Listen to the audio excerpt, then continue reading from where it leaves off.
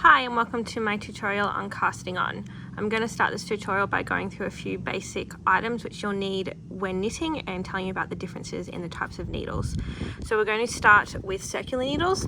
These are actually my favorite type of needles because you can get a seamless finish with them if you're knitting a circle item, so such as a snood, a beanie, so on and so forth. So the way that works is you knit and you kind of make it into a circle and your work kind of sits on this little string. It's also great if you're making a blanket or something where you need a little bit more length than a straight needle, because they give you that extra length with this. The only downside to them is when you are making a beanie is they can get quite long depending how long you've got these, so sometimes you need more than one type. I just work with it, and these particular ones you can kind of push in and make that smaller. So I'll pop them away. So the next ones we have are double pointed needles. So these generally come in a set of 4 or 5 depending on what you're purchasing. These are metal. I much prefer a plastic or a wooden or bamboo needle to these because the point is quite sharp. The amount of times I have a sore finger after using these. These also aren't the best for beginners because you can actually push your work off the end. They're great for when you're making socks or beanies or something where you need like a cable knit. It will give you that extra needle instead of buying a cable clip. They work in that way, but they are more of an intermediate to advanced item, but it is good to know what they are because if you're reading a pattern and it says that you need them, you can see what they are.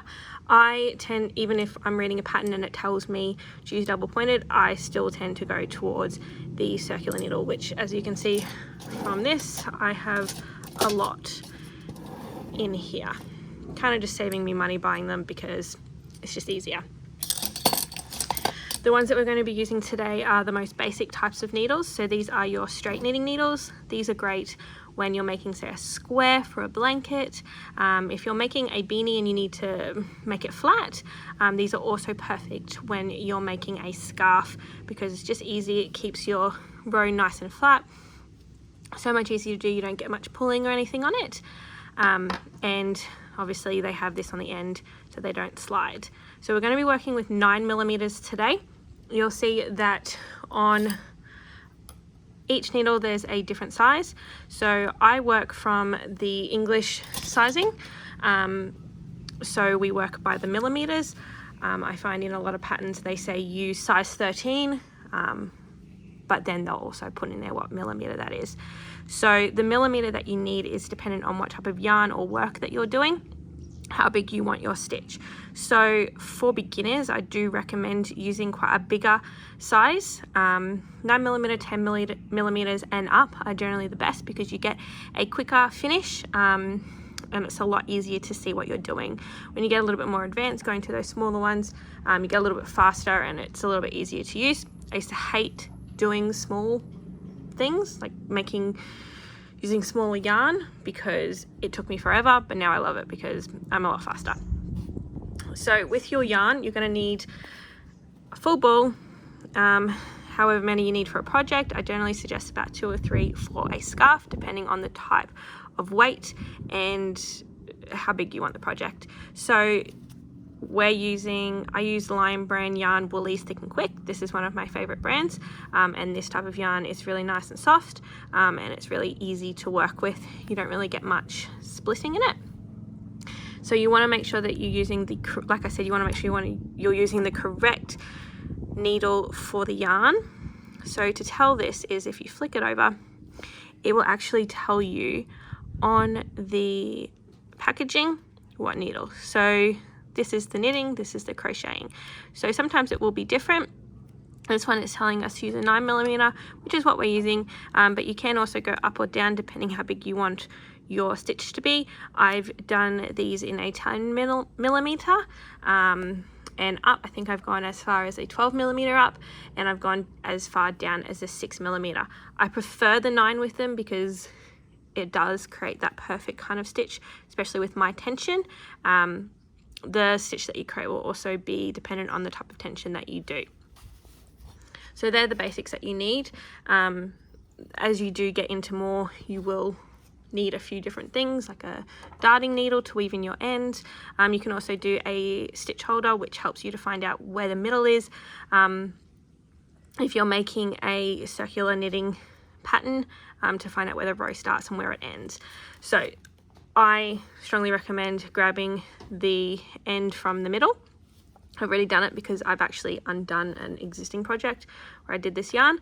So grab it from the middle. It's actually a lot easier to pull it out when you're knitting. It doesn't create such a mess with the ball of yarn, kind of keeps it nice and tight.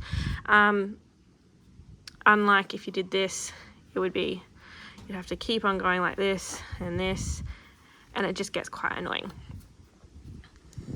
So once you've got that beginning, you're going to create your slip knot. So put everything to the side, keep everything nice and clean and organized. So to create your slip knot, you just go like this and create a basic knot. So your tail end will be this, and this is the bit attached to the yarn. So I'll do that one more time. So you grab it like this, so tail end up the top, yarn attachment down the bottom, split it, cross it over, pull it through and attach. Now I've actually done this wrong. Oh no, I've done that right. Sorry. I'll explain to you why I thought I did it wrong in a second. So when you put the slip knot on your needle, just slide it on and work on the left needle. So the way to know that you've done it correctly is if the one that you pull tightens it, that's the one that has to be attached to the ball of yarn. It kind of imitates the actual stitch that you're going to be doing when you're knitting. So your slip knot becomes your first stitch, and we're going to start casting on. So keep it nice and tight, but don't go too tight because it'll be too hard to work with.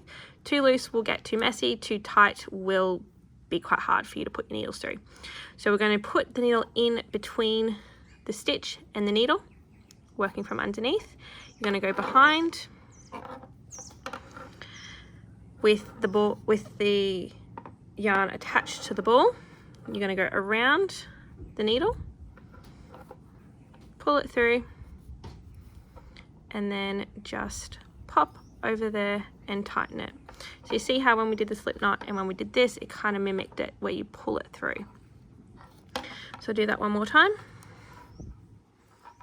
Oh, I've got a little bit too tight there. In, around, pull it through, and take it over and drop it off. So the cast on technique that I'm using is quite a basic cast on. I'm not sure what it's called, but this is what I learnt when I was a little girl, and it's the most common one that I use.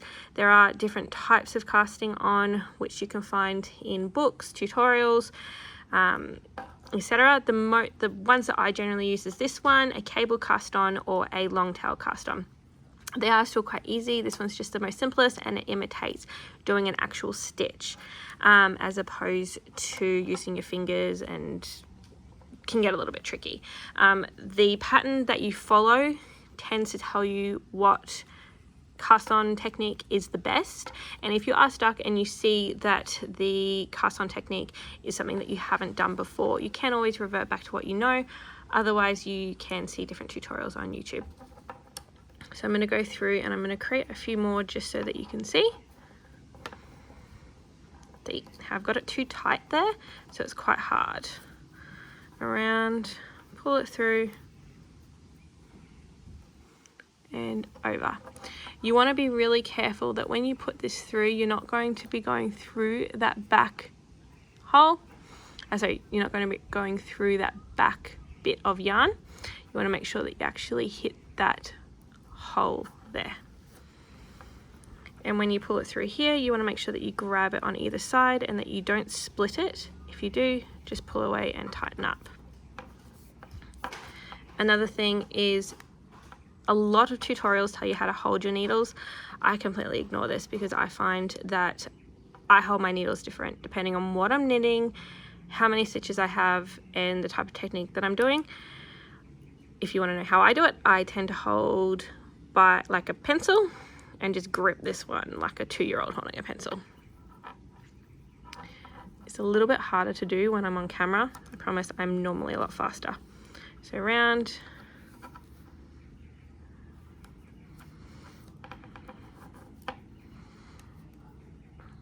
So we've got 1, 2, 3, 4, 5. And the bottom tends to look somewhat like a braid. So that's how you cast on. I'm also going to be doing tutorials on how to knit, purl and cast off. I may also do a few tutorials on a few of my favorite stitches which I like doing. And yeah, if you have any questions, just send me a message and I will try and help you as best I can. Thank you.